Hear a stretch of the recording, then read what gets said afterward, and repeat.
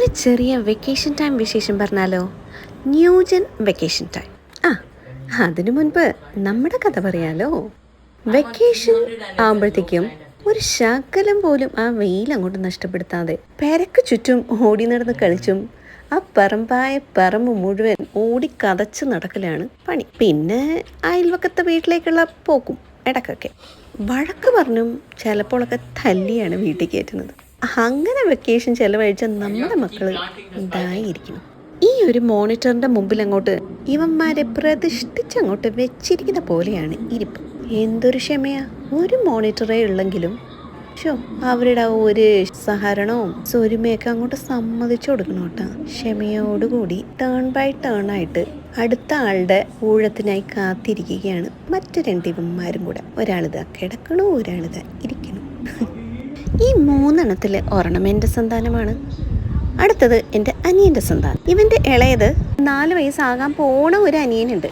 മറ്റേവനും അതേ പ്രായമുള്ള ഒരു അനിയത്തിയും അതിൻ്റെ മൂത്തതുമായിട്ട് ഒരു അനിയത്തിയും കൂടെ ഉണ്ട്. ആ 2 പെങ്ങാമാരും കൂടെ അങ്ങോട്ട് ഇവനെ ഒന്നും ടി വിയിൽ വാച്ച് ചെയ്യാൻ സമ്മതിക്കൂല. അവരുടെ പ്രായത്തിനുള്ള അനുസരിച്ച് ഒരു കാർട്ടൂൺ അവർ കാണും. ഇവൻ കുറച്ചും കൂടെ വലുതായില്ലേ, ആ 2 കാന്താരികൾ അങ്ങോട്ട് സമ്മതിക്കൂല ഇവനെ ഒന്നും കാണാൻ. അപ്പൊ പിന്നെ ഏതായാലും എൻ്റെ അനിയൻ്റെ സന്താനം കൂടെ ഇങ്ങോട്ട് എത്തി. അപ്പൊ ഏതായാലും ആ പാവത്തിനെയും കൂടെ ഇങ്ങോട്ട് കൂട്ടിക്കൊണ്ട് വരണം. ഇവരൊരുമിച്ച് കുറച്ച് 1-2 ദിവസം നിൽക്കട്ടെ എന്ന് ഞാൻ ഓൾറെഡി കരുതിയിട്ടുണ്ടായിരുന്നു. പള്ളി കഴിഞ്ഞപ്പോൾ ഇവൻ എന്നോട് ചോദിച്ചു, ആൻറ്റി ഞാനും കൂടെ വരാം. അങ്ങനെ കൂട്ടിക്കൊണ്ടു വന്നതാണ് ഇവനെയും കൂടെ. നമുക്ക് പണ്ട് അയൽവക്കക്കാരൊക്കെ ആയിട്ടുള്ള ഒരു ബന്ധമൊന്നും ഇവർക്കൊന്നും ഇല്ലല്ലോ. അതുകൊണ്ട് ഇവരെല്ലാവരും കൂടെ ഒരുമിച്ച് 3 കൂടെ ഇരുന്ന് കളിക്കട്ടെ എന്ന് കരുതിയാണ് നമ്മൾ ഇവന്മാരെ കൂട്ടിക്കൊണ്ട് വരുന്നത്. എന്നിട്ട് എവിടെ ഇവന്മാരെല്ലാവരും കൂടെ ഒരുമിച്ചിരുന്ന് ഒറ്റക്കൊറ്റക്കായിട്ട് ഓൺലൈനിൽ എവിടെയോ ഇരിക്കുന്ന ഒരുത്തനായിട്ട് ഈ ഗെയിം കളി. അതാണ് ഇവന്മാർ ചെയ്യണ പണി. ഇടക്കൊക്കെ ബ്രേക്ക് എടുക്കൂട്ടാ ഈ കഷ്ടപ്പാടിൻ്റെ ഇടക്ക്. കുറ്റം പറയരുതല്ലോ പിള്ളേരെ. ഈ IT കേസൊക്കെ ഇങ്ങനെ ഈ സിസ്റ്റത്തിന്റെ മുമ്പിലിരുന്ന് വർക്ക് ചെയ്ത് മടുക്കുമ്പോഴത്തേക്കും ഒരു കോഫി ബ്രേക്ക്, ഒരു പഫ് ബ്രേക്ക് അങ്ങനെയൊക്കെ എടുക്കൂലേ.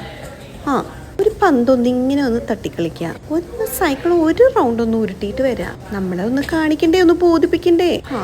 അതിന് വേണ്ടിയിട്ടൊന്ന് പേരിന് ഒന്ന് അങ്ങോട്ട് പോയിട്ട് തന്നെ ഇങ്ങോട്ട് വരും, തിരിച്ച് വീണ്ടും ഇരിക്കും ഇതിൻ്റെ മുൻപിൽ. എൻ്റെ ദൈവമേ, ഈ ന്യൂജൻകാരുടെ ഒരു കഷ്ടപ്പാടെ കണ്ട് ഞാൻ മടുത്തു. അല്ല, ഇവിടെ എൻ്റെ വീട്ടിൽ മാത്രമല്ല, ബാക്കി കുറേ വീടുകളിലും ഇങ്ങനെയൊക്കെ തന്നെയാണ് അവസ്ഥ എന്ന് അറിയാം. അല്ല അതെന്താണ്, പണ്ടത്തെ ശങ്കരൻ തെങ്ങി തന്നെ അങ്ങനെയല്ലേ? കഴിഞ്ഞിട്ടില്ല.